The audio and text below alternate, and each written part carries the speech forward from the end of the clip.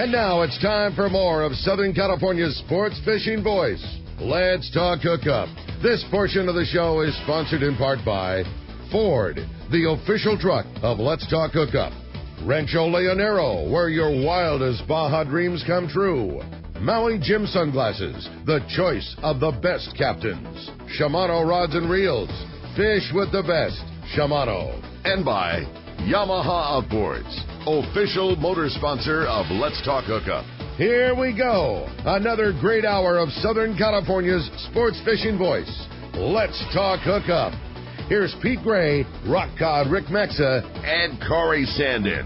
All right, welcome back. Hour number 2, Let's Talk Hookup coming your way. It's the Corey and Rick show today. Pete's up in this Alaskan adventure right now, getting ready to have I know they're doing a little of exploring of the beautiful state of Alaska up there pre our Whalers Cove trip. They're going to start fishing Whalers Cove here in just a couple of days. And how killer did that report sound yesterday? Oh, man, from Captain John Beef, it sounded great. And anxious to hear how those guys do great silver salmon fishing, that shallow water black cod that they're doing. Yeah, it sounded like he's going to be in for a really, really good one. But, man, speaking of good ones, we're having such a good time today. Again, if you didn't catch the first hour of the show, it's just Corey and I hanging out, no guests, taking your phone calls, talking fishing, talking fun, lots of information today. And man, we'd love to have you join us. This is a show for you today, and we want to answer your questions. Well, put it this way: we're giving away 2 $100 gift packs. I'm going to put together a pack of MC swim baits, throw in a hat, at least $100 worth of goodies going to 2 different callers today.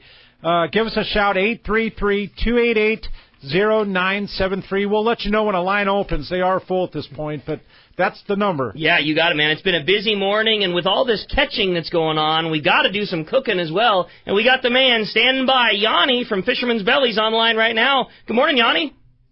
Good morning, gentlemen, and good morning to all the fishermen out there. I got to tell you, super show today. You guys are so loosey-goosey today. And it's just amazing. It's like the boss is away, so the guys are playing. I know. You know, I've been getting a lot of emails. You know, I'm trying to teach fishermen how to cook, and I've been getting a lot of emails from fishermen that are saying, I just need a quick, simple, easy recipe, you know, help me out. So this week I put together a fried tuna steak recipe. That's probably the fastest recipe I've ever created. And I created it out of necessity during the week. My wife gave me a text and said, hey, I'm on my way home. What's for dinner?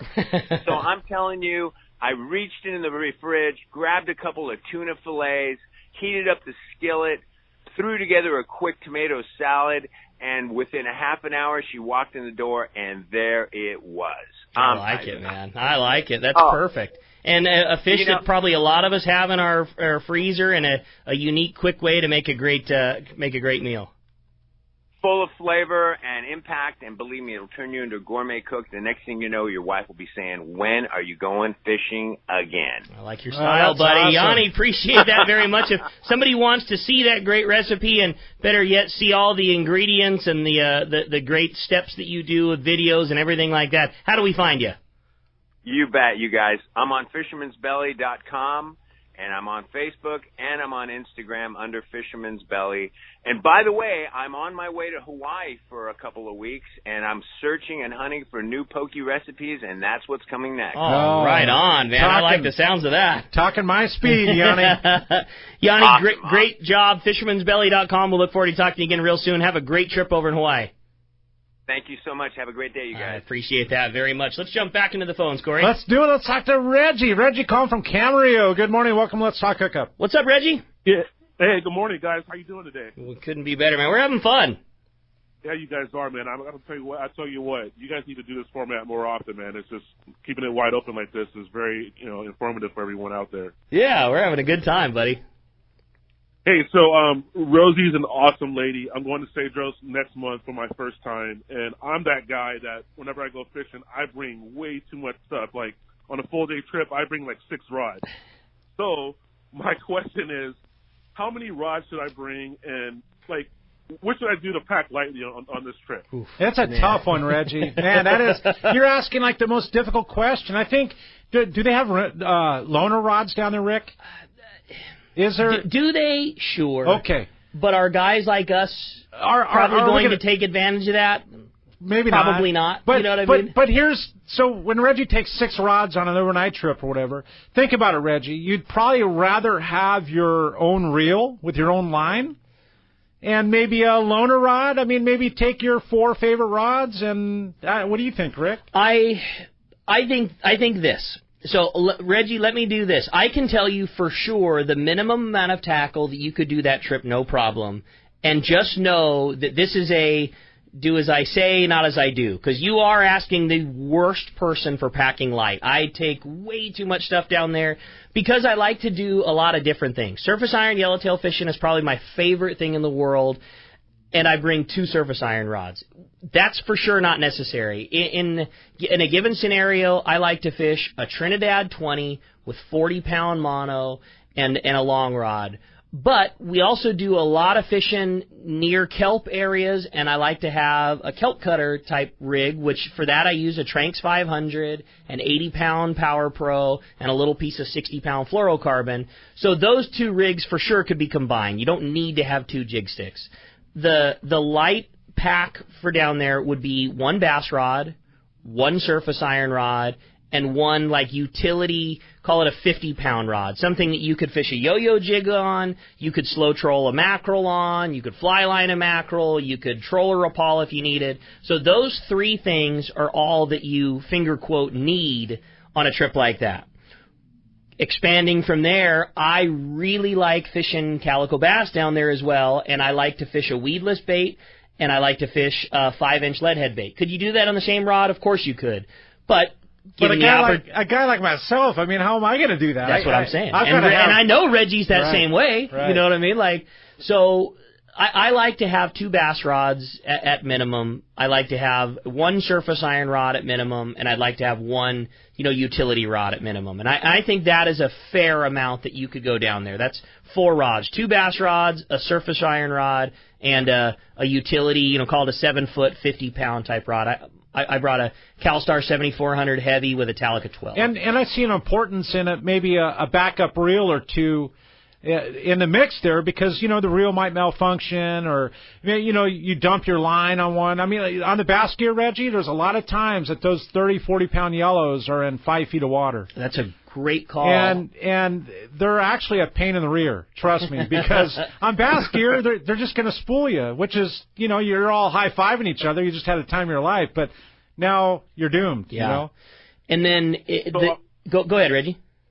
So talk to me about the MC swim baits. I've never fished those before, and I would love to try them. So, which ones would you take down there? I heard Rosie talking about some of her favorite, like the Christmas tree or whatever. But if you could pick the MC swim bait to take down there, which one would it be?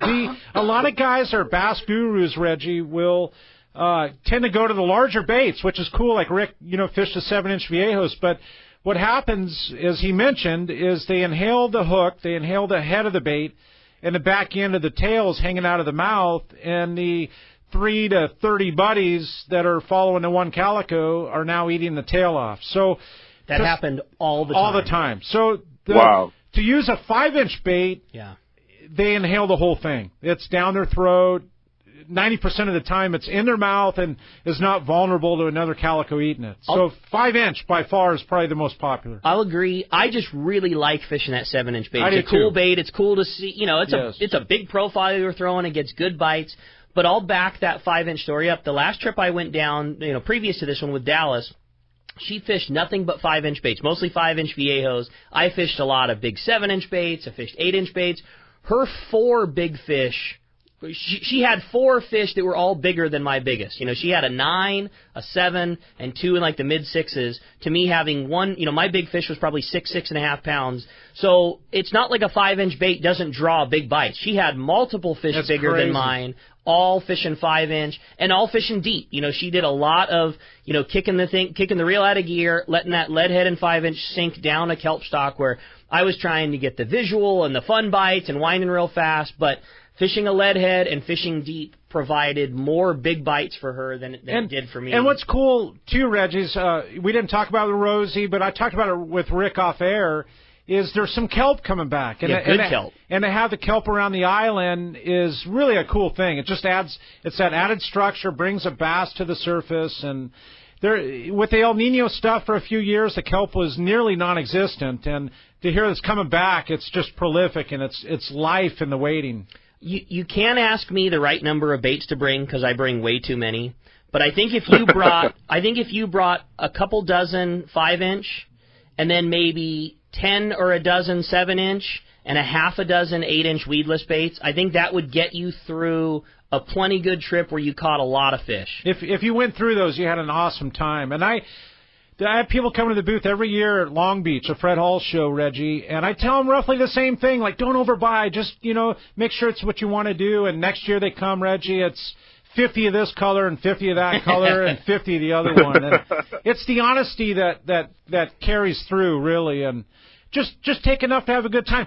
Definitely take a couple hard baits in your mix too, Reggie. Like maybe a couple of the Nomad lures, or I was fishing a Colt Sniper jerk bait, the lipped version in a 140 size, and they smashed that thing. They'll smoke it. And it's not as friendly near the kelp or through the thickest part of it, but it'll definitely work. And put it this way, if you run out of baits, your hard bait's going to work. And another big tip that I'll give you is do not use light leader line. Took the words out of my mouth. Use a much heavier leader than you think you're going to need, so you're not breaking off lead heads and you're not breaking off hard baits. I caught a lot of calico bass. It was very, very good fishing.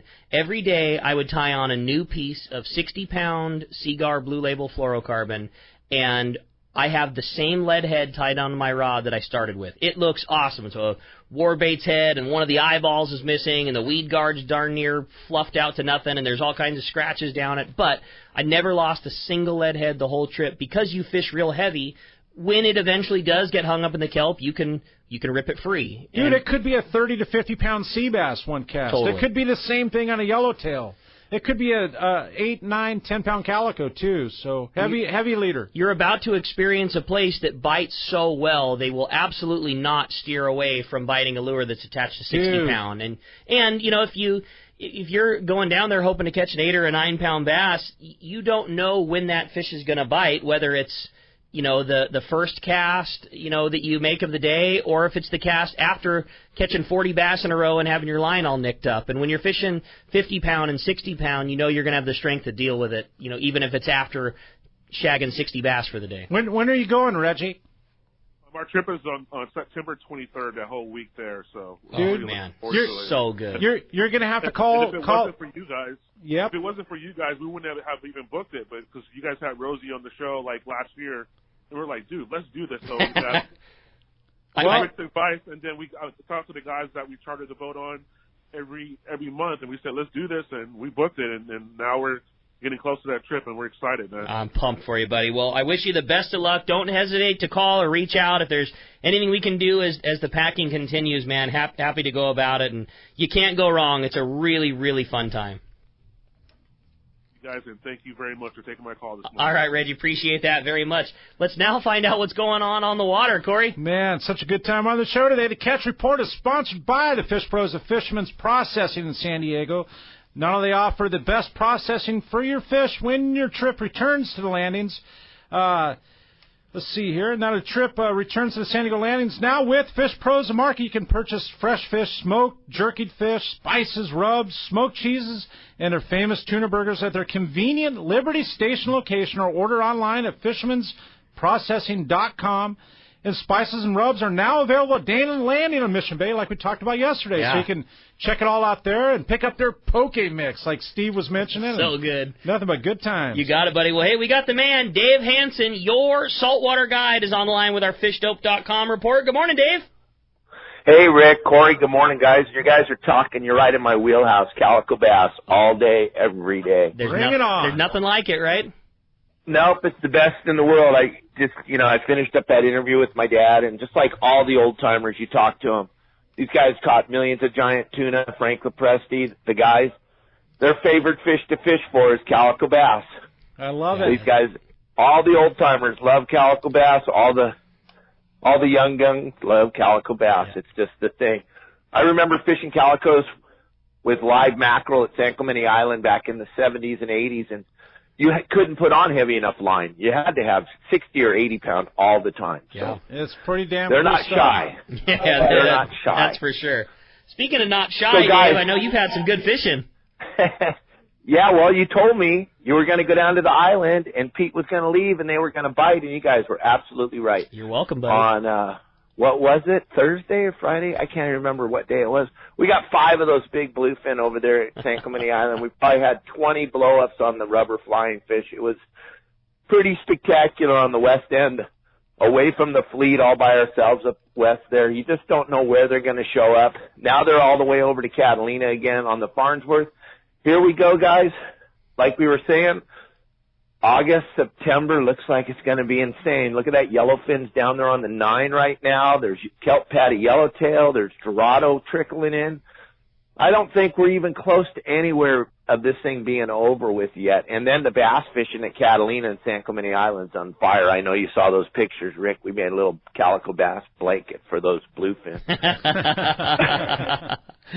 What a good time. You know me. I got to catch my calicos first before we go bluefinning, because you just don't know if you're going to get them or not. It's that dang bluefin, so you better put some fish on the boat first. So Well, it's good fishing, guys. All I can say is you got to go fishing. No doubt about it. Well, it's a type of fishing where technique is definitely of some importance, and fishing, whether it be fishing yummy flyers or fishing frozen flyers or whatever, it's a new thing to a lot of people, and I know that you've done a lot of work trying to explain the techniques and rigging and things like that on your website, Your Saltwater Guide. If somebody wants to get more information on how to rig, we do that through you. And if somebody wants information on where to go to get them, we do that through fishdope.com. I know you spend all that time on the water. You always press fresh info over to Danny, and you can save $20 off of a new membership to fishdope.com by entering the code HOOKUPNOW. It's HOOKUPNOW, all lowercase with no space. Save you $20. And if somebody wants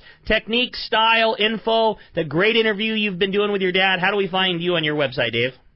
Guys, go check out yoursaltwaterguide.com. And Ricky, they're loving all those knot videos you made. There's so many comments on those things.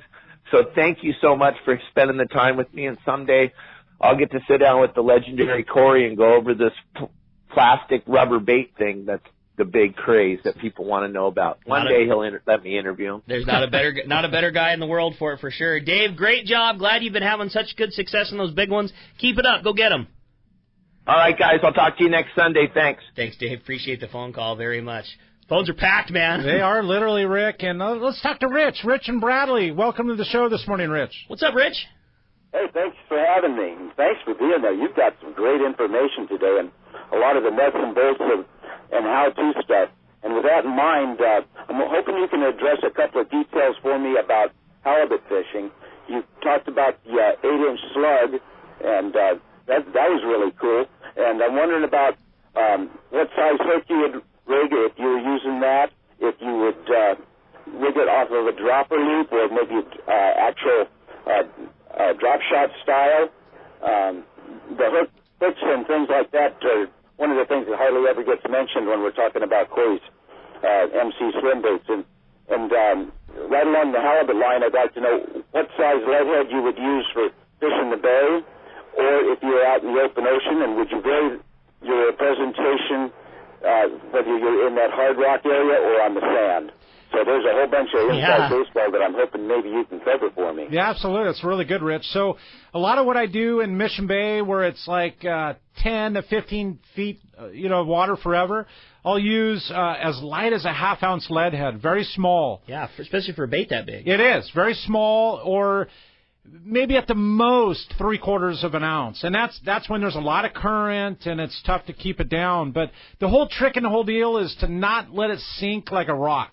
Okay, you want the diversionary falling action to look lively and to have it fall with the least amount of weight is the way you get that. Okay. So you don't want to overdo it. If I'm fishing 40, 50 feet of water on the hard stones outside of Mission Bay or south of Point Loma, that kind of thing, that's going to be 3/4 to 1 ounce. You want to get it down and work it and do it that way. But predominantly it's going to be half ounce, 3/4 of an ounce for almost everything I'm doing. And it's a really I don't have any other way to describe it than sexy. That thing just looks incredible in the water. And you want to keep it near the bottom, and I wind it in a couple feet, let it sink again, wind it up a couple feet, let it sink again, and that's where the bites happen. It's the fall. It's on the fall. Okay. And don't think you need trap hooks or anything like that. I use a very short shank lead head. The shorter the better. You want it right up at the head. All those bites are coming right at the head. The bigger the bait, the more likely they are to go straight for the head. Using a boxer, a war bait, a boxer head, bullet. I mean, what do you boxer like? head's a perfect one. They have a larger hook for their typical half ounce. Efren stuff is good too. And I just, there's not much to it. It's so simple, Rich. It really is. Spectra, mono, fluoro. What do you like for that? 50-pound braid, and I'll use in the bay a 30-pound leader. Okay. Like no BS, just straight 30. If I'm fishing a 3/4 ounce, I might go to a 40-pound leader. That answer your question for you, Rich? What about the alternate rigging of maybe a drop shot or dropper loop style? So what that does, you actually nullify the action. You're taking away if you look at it in the water on a lead head, you'll completely understand what we're talking about. If you put it on a dropper loop or put it on that kind of a style, it's there, but it doesn't have the dancing action. You're only getting the shake. You're not getting that darting, wounded bait fish Will it fall. work? It'll work, but it's not going to work like it is on a lead. On a lead head, it is a very violent, reactionary bite. And what you're describing will work for rockfish and will work for lingcod. That's probably a really, really good technique for lingcod fishing. Our favorite up in southeast Alaska for sure. Absolutely. But still, fished as you described. Fished on a lead head. That's what we use for rockfish and lingcod. We don't because it's that fall. It dances as it's sinking, and you lift it up and it shoots to the left. And when you lift it up the next time, it shoots to the right. And then you lift it up, shoots to the right again, and back to the left. There's just no. It's very unique every time. And that's why I'm saying, Rich, you got to look at it in the water, and the pieces of the puzzle will all come together in 10 seconds. That's awesome. Hey, Rich, really appreciate the phone call. Hope you have some great success with it. We're having such a fun morning. We're going to be right back on Let's Talk Hookup. We're going to wrap it up here the next half hour. Lines are jammed. We're going to be back on 97.3 The Fan.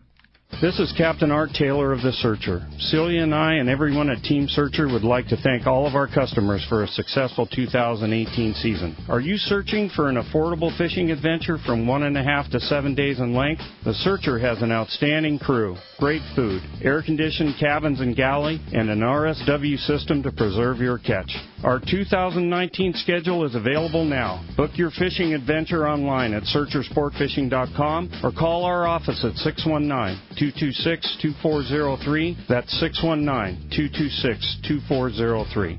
When it comes to Southern California sport fishing, two names stand out: Fisherman's Landing Tackle and Shimano. Hi, this is Doug Kern. We have the most complete selection of Shimano saltwater rods and reels, like Talica, Trinidad, and Tranks reels, plus Terramar and Therese rods. Our professional saltwater experts at Fisherman's Landing Tackle have the know-how to help you choose the right Shimano rod and reel for your next trip. When it comes to Shimano gear, you owe it to yourself to visit us at Fisherman's Landing Tackle at Fisherman's Landing in San Diego or on the web at saltwatertackle.com. Fisherman's Landing is the top choice in local and long-range fishing. Our hard-working crew is always looking for ways to improve your fishing experience. We offer the finest open party trips, the best charter boats available, and of course, our world-renowned long-range fleet. Fisherman's Landing is now a full-service sport fishing operation, offering great half and full-day open party trips. Book online at fishermanslanding.com. I'll see you at Fisherman's Landing in San Diego. This is Greg Stotesbury from AFCO. For more than 58 years, the American Fishing Tackle Company has been recognized as the premier manufacturer of precision-built offshore fishing tackle. AFCO continues this tradition today with an innovative technical fishing clothing line designed and built by fishermen for fishermen. From our next-generation waterproof shorts like Tactical or Stealth to our new anhydrous waterproof jacket and bibs, the entire AFCO clothing line is purpose-built with the latest AFTEC fabrics and features designed to deliver for the demanding angler. To find AFCO products, go to AFCO.com and find a dealer near you. We all need to get around, but we all need something different from our vehicles. Your San Diego County Ford dealers have you covered if you're looking for a new truck this month. Plus, it's SUV season, so they have great deals for everyone. Whether it's a new EcoSport that is nimble and fun around town, or the Ford Explorer that is capable of putting a boat in the water and has seating for 7, Ford has you covered.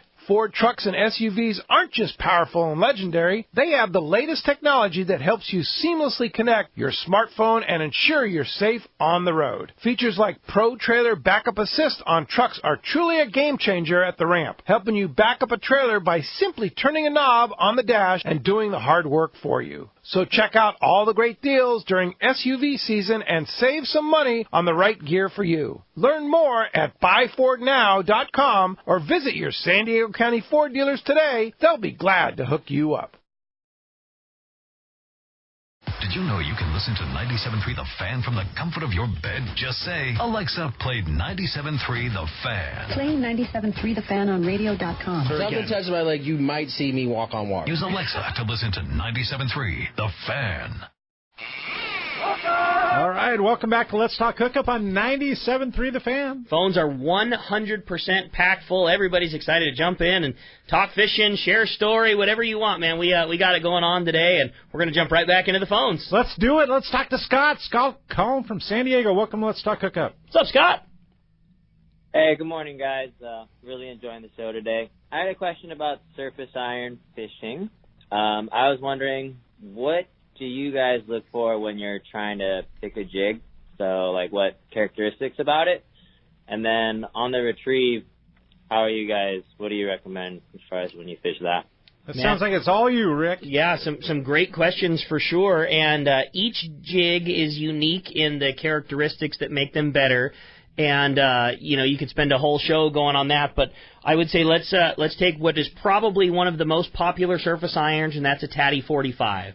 And there are quite a few different attributes to the jig, and I think the easiest to identify is the sharpness in the edges. And what that means is if you lay the jig flat on the side, the flat part, it's roughly diamond shape, and the edge both on the left and the right hand side, on the top of the diamond. You want to rub your finger over that, and you'll want to feel some sharpness to it. It'll almost be like running your finger over a dull knife, where you get that kind of scratchy type feeling. What you don't want is a real soft or rounded over edge, and that's a really easy to identify thing. Next would be the sharpness in the hips. If you kind of squeeze your thumb and your pointer finger together and run it up and down the jig, when you get to the center of the diamond, where what we call the hips, you should feel a somewhat predominant little bump there. Rather than it being rounded off. So sharpness on the edges, sharpness of the points. The hole being offset sometimes is a factor. A flatter top to the jig often is a better, slower winding jig. A more pronounced point to the top of the jig is often a faster winding jig. So it's funny, Rick. You mentioned all this stuff, right? All these factors, and Scott, you could have the best swimming surface iron in the world.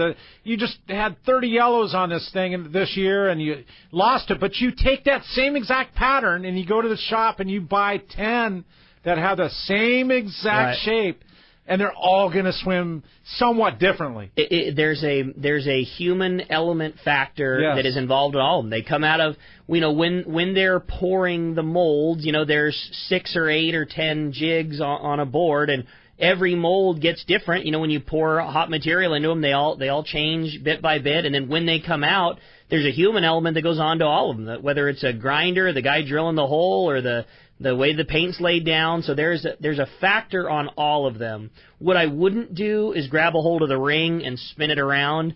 I know that's a really common thing, and I don't think I've ever seen a good jig. But what I would do is, if you want a blue and white 45, grab all the blue and white 45s off the rack, go through all of them and determine which ones have the sharpest edges. That might be those 3. And then of those 3, find the one that's got good hips to it. And that maybe is 2 of them. And then between those 2, you lay them side by side. This one's got the hips a little bit offset. I'm going to take that one. I think that's a good way to go about it. And they all have their swimming speed, too. Like the one you had 30 fish on might have been a faster winding jig, and the one you bought looks just like it, but it's a little bit slower where it has a sweet spot for swimming. You got that dead on for sure. Scott, I hope that helps even a little bit, and the best thing to do is just come on down to a good shop, whether it's our shop or Dana or any good saltwater store. pick the brains of the guys because it's a lot easier to see it visually than it is to hear it on the radio, and we'd be happy to do it with you anytime. Appreciate the phone call very much. Hey, let's head on all the way up north, up to Alaska. We got Pete is on the line right now. What's up, Pete? Hey, good morning, Rick, Corey. Sounds like great information there. Just a really good surface iron lesson there. Thanks a lot for that, Rick and Corey. That was really, really good. I'm standing on the main highway in Gustavus, Alaska, which is Glacier Bay National Park. And the main highway is, I think, about every 4 or 5 minutes a car goes by. But this is literally the main highway. Wow. Cool. And the reason I had to stand out here is because the cell service is pretty spotty here. But Adam and I kind of walked around, and Adam and I found a spot that it works, and it works. So that's why we're standing out on the main highway. So you may hear some cars going by. But we started our Let's Talk Hookup Whalers Cove trip with a little pre-trip. Flew into Gustavus on Friday, and we did the Glacier Bay boat tour yesterday, which is absolutely a must do in your lifetime to do. It's I've now done it 3 times, and it's sensational. It's just one of the natural wonders of the world to see these tidewater glaciers up close. Gustavus itself is really a cool place. It's very, very small community, flat because of all the glacier areas here, surrounded by giant peaks. Of course, Mount Fairweather being the largest of the peaks in the area, over 15,000 feet tall, which you see in the distance. And yesterday we had 75-degree weather. It was just absolutely crystal clear and sunny, which it has been for about 2 weeks up here, which is not really great for them because they've had a pretty severe drought this summer, and everything's still green and lush and beautiful, but they need some rain, and it looks like a little bit of clouds coming in today, and maybe we're going to get some rain, which might help the salmon fishing down at Whalers Cove here in a few days when we go to Whalers Cove on Tuesday. But I was just going to encourage our listeners that if you are doing a trip up to Whalers Cove with us next year, or if you're coming up to this area, Gustavus is a great spot. We're staying at a really cool little cabin called Cottonwood Cabins, which are a whopping $125 a night, and it's a full-on, like, one-bedroom cabin with a full kitchen and pull-out couch if you want to put 4 people in there. $125 a night, and Frank, the owner, is just the coolest guy. They have 5 cabins there. He's building a bigger lodge with rooms in it and stuff like that. But there's lots of small inns and places to eat and stay up in Gustavus, so you can kind of do your research. But that was one we found, and I'd come back in a heartbeat to Cottonwood Cabins. It's really a cool spot. And then the Glacier Bay tour is just sensational. We went up, got real close to a real close rock face and got very, very close to Alaskan mountain goats on the side of the hill, and just fantastic, and saw lots of humpback whales and hundreds of otters, and then of course we got very, very close to the John Hopkins Glacier, which is one of the largest of the tidewater glaciers up here, and floating icebergs floating by and stuff like that. And it's a small catamaran, probably like 50, 60 people on the catamaran, very comfortable, and it's about an 8-hour excursion because it's 60 miles up the bay and then 60 miles back, but they do a lot of stopping and checking and such like that. But I was just going to say, before you go on your Alaska fishing adventure, certainly Gustavus, Alaska is a great stop. Alaska Airlines flies directly here, or not directly here, from Juneau. So you stop, if you're going through Juneau, you just continue for a 16-minute flight on Alaska Airlines into Gustavus, or you can take one of the smaller planes. There's a couple planes, Alaska Seaplanes and Harris Air and stuff like that, just do some checking on Gustavus, Gustavus, Alaska. It's kind of pronounced kind of strange, but beautiful spot, and basically one road and lots of bicycles and a few cars, and just a fun place to do. But we go back to Juneau this afternoon and off to Whalers Cove on Tuesday. We'll fish Tuesday, Wednesday, Thursday, Friday at Whalers Cove, and then hopefully I'll be calling you before we jump on the ferry on the way back from Whalers Cove on Saturday with a fish report with lots and lots of big halibut and salmon and lingcod and all that stuff. So give you a check next week, but just want to thank you guys for being in there, and have a great show. Yeah, good deal, Pete. And that sounds like a good call. And you know what a cool way to extend your Alaskan adventure without spending a lot of money and doing a very cool side trip. I think that's great info, man. That's awesome. Yeah, for sure. It's something you definitely have to do is see Glacier Bay. And from a smaller boat rather than a big cruise ship, it's really pretty cool. That's awesome. Well, good info, Pete. Enjoy the trip. Have a great time. We are very anxious to hear how things go for you at Whalers Cove, and we'll be looking forward. Hopefully you're able to stand on that one little corner spot piece of wood on the dock, and you can shoot us a call and let us know how the great salmon fishing's going. You missed a great report from Captain John Beath yesterday. Sounds like you guys are in for some really good fishing. Oh, I like that. That's good. I'll have to do, as soon as I get back in the cell service in June, I'll have to listen to the archive for sure on our app. You'll dig it. There was some big halibut, some good black cod fishing. The silvers were happening, and releasing a lot of kings. I know it'd be nice to throw those in the box, but still very fun to catch. And it sounds like you guys are in for a good one, buddy. Have a great trip, and we'll look forward to hearing from you next week if the cell service happens, and if not, we'll definitely look forward to having you back in the studio the following. All right. Thanks, Rick and Corey, and have a great show. Thanks for covering. See you, Pete. Appreciate that very much. Corey, phones are packed. Let's keep it rolling. Let's do it. Let's talk to Mark. Mark called from Santee this morning. Good morning, Mark. Hey, Mark. Hey, good morning.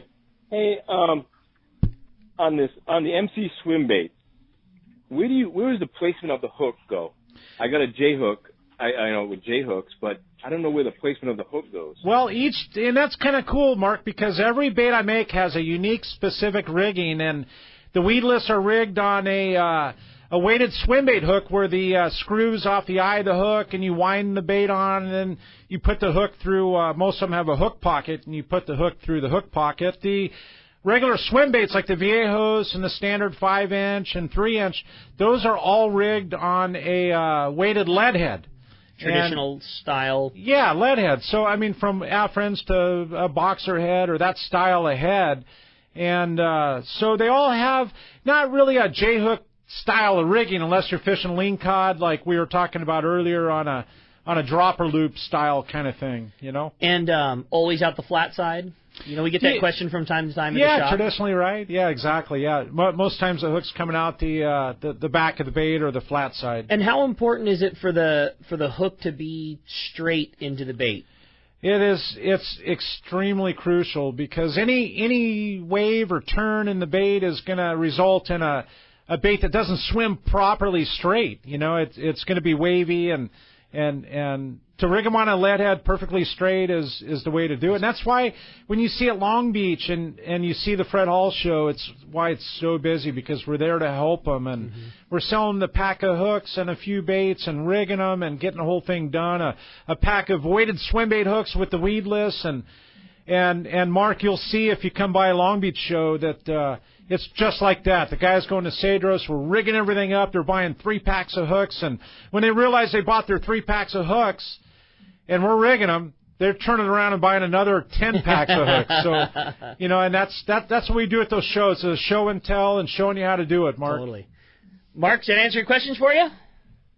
Sure does. Appreciate that very much, buddy. Thanks a lot for the phone call. Yeah, so we jump back in. Let's talk to Doug, our good friend of Montebello. Good morning, Doug. Hey, Doug.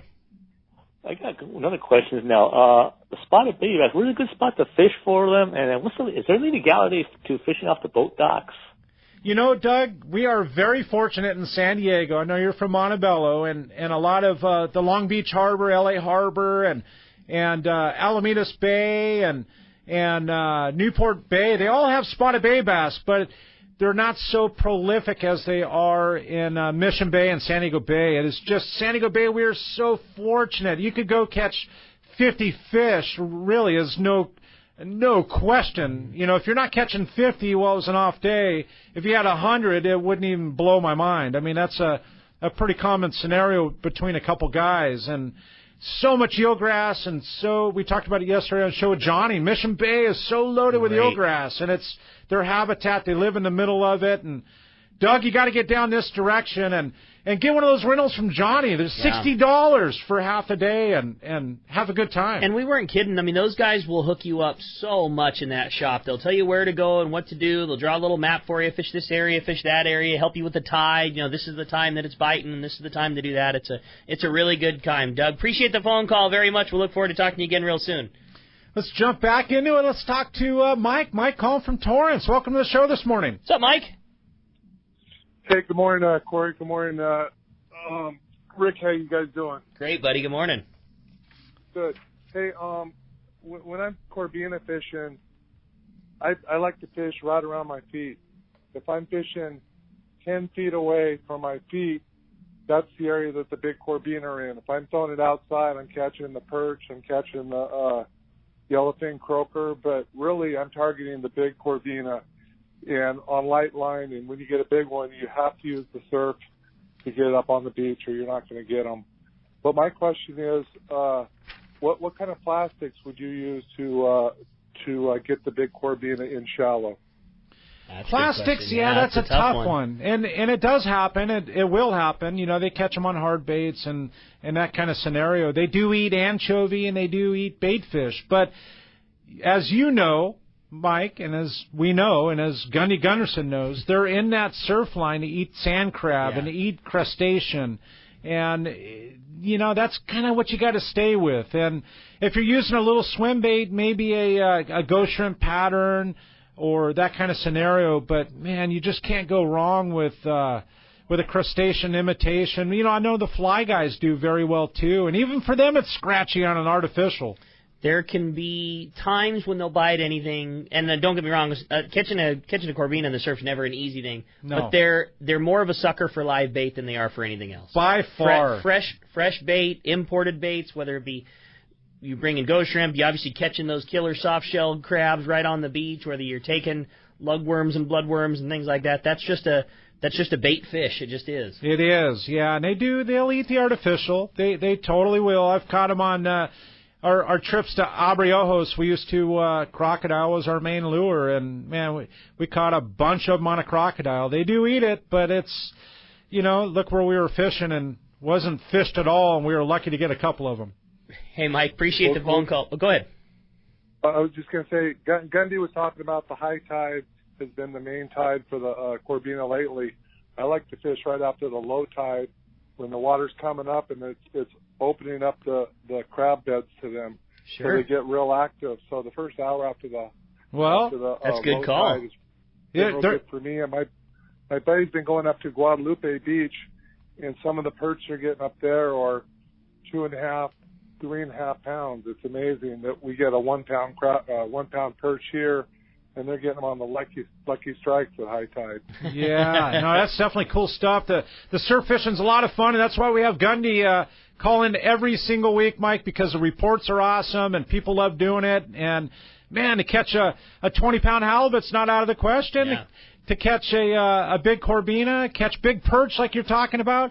Hey, we were talking about on the show yesterday at the pier, catching 30, 40-pound yellowtail off of Crystal Pier. You might catch a perch that's the size of your hand, or you might catch a 25-pound halibut that's eating perch the size of your hand. You just never know. It's a pretty fun way to go. Mike, appreciate the phone call very much. Let's jump back into it. Let's talk to Mike. Mike calling from San Carlos this morning, Mike. What's up, Mike? Oh, hi. This is Mike, your expert novice. Yes, sir. My question is for Court. I've been on every kind of trip there is, except like short little half-day trips or going in Mission Bay. I got a 272 tuna on the Royal Star, so I'm always thinking kind of like big fish. Yes. Can you use that swim bait, or you call it a lead head? Can you use that for catching bigger fish?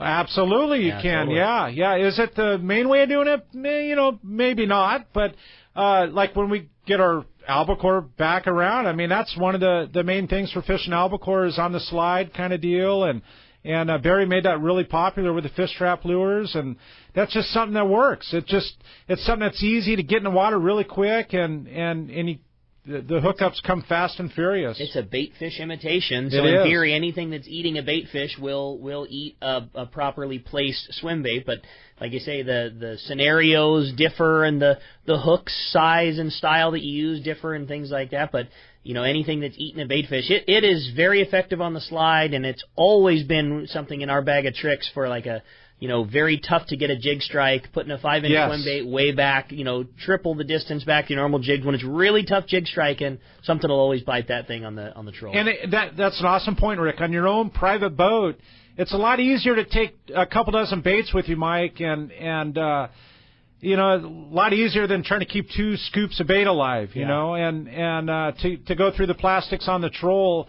That's a lot of guys do that. We always have guys that come down from Washington and Oregon to the tackle store, and they love your baits. The cool. MC swim bait is like their favorite, and you can always tell those guys because they will buy every single 5-inch bait we have in any type of bait fish color, or that kind of skipjacky one you make with a kind of a purple back and that kind of gray hue on the bottom. Like every one of those we have in the bin, they'll take. Whether it's 20 or 50 or 100, they buy every one of them. And they all say the same thing. Like, this is it, man. This is what we use up there. And those guys will troll 6 or 7 or 8 lines at a time. You know, they make their boat look like a porcupine, and they'll just troll big schools of MC swim baits. That's crazy. You know, we got a 9-way jig strike, and it's wild. That's good stuff. Hopefully that helps you out, Mike. We appreciate you joining the show, and we're going to be right back on Let's Talk Hookup. We're going to find out who's won these 2 gift packs. So we appreciate you joining us this morning. We'll be right back on 97.3 The Fan.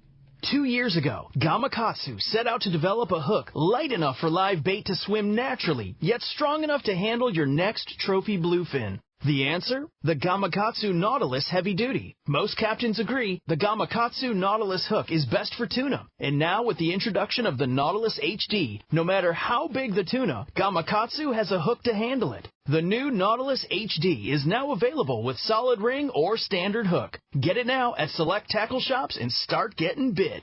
It's Yamaha's Power the Summer sales event. For a limited time, eligible new 90 to 300 horsepower 4-strokes include 2 free years of Yamaha extended service. And eligible 2.5 to 75 horsepower 4-strokes include up to $500 in dealer credit.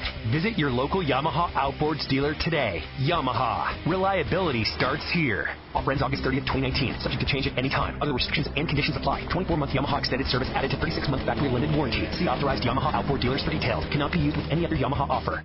For local and long-range fishing, the Islander out of Fisherman's Landing is a favorite among seasoned or novice anglers. But Islander Charters is much more than great fishing. They also do incredible Guadalupe white shark diving trips as well as a schedule of kayak mothership trips. You need to check out the Islander on their website, islander-charters.com. The Islander is San Diego's leader when it comes to 2 to 5-day fishing. Watch the website for trips and adventures available. Experience the Islander difference. Visit islander-charters.com for all the details.